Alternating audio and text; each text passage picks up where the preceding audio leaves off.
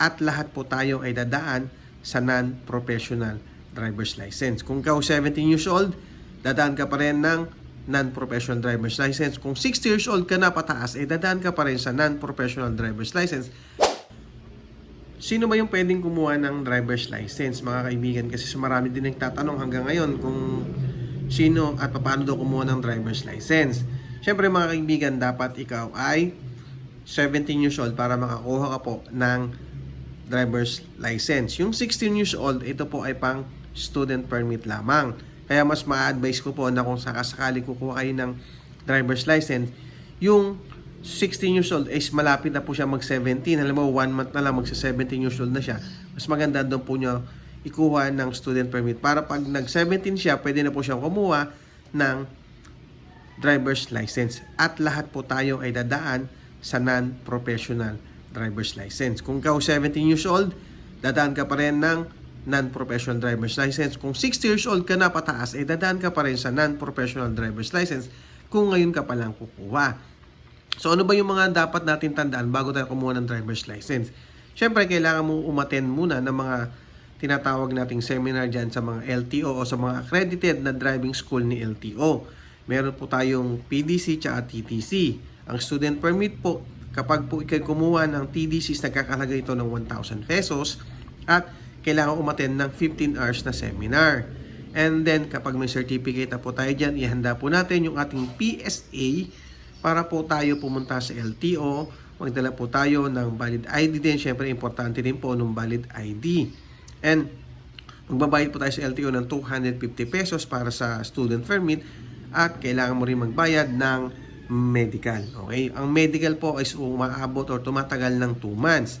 Kaya kung gusto mo namang magpa-non-pro na after 1 month, pwede na po nating ipa-non-pro yung ating student permit. Magkano naman yung gastos natin sa pagpapakuha ng non-pro. So, depende po yan. Kailangan mo pa rin umattend ng driving school o kailangan pong kumuha ng PDC kasi hindi po ikaw mabibigyan ng driver's license kung wala po tayong seminar ng PDC. Ito po yung nagkakahalaga nga ng 4,000 pesos kapag 4 wheels at 1,500 hanggang 2,500 kapag po ito ay sa motorsiklo hanggang tricycle. Kung meron na po tayong certificate na galing sa driving school na PDC, ay maaari na po tayong pumunta sa LTO para kumuha po ng professional driver's license. Ano ba yung mga babayaran natin doon? Magbabayad po tayo ng exam. 100 pesos po yung babayaran natin sa exam. Kapag pumasa po tayo sa exam dyan, kasi ang exam naman is 60 items, kailangan makapasa ka ng 48 pataas. Dapat po, yun ang maging grade mo dyan para ikaw pumasa sa mga exam. Tapos, kung pumasa ka na sa exam, kailangan pumunta doon sa test drive. Importante po na may test drive. Kapag motorcycle po, 250 pesos ang babayaran mo para sa test drive. Okay?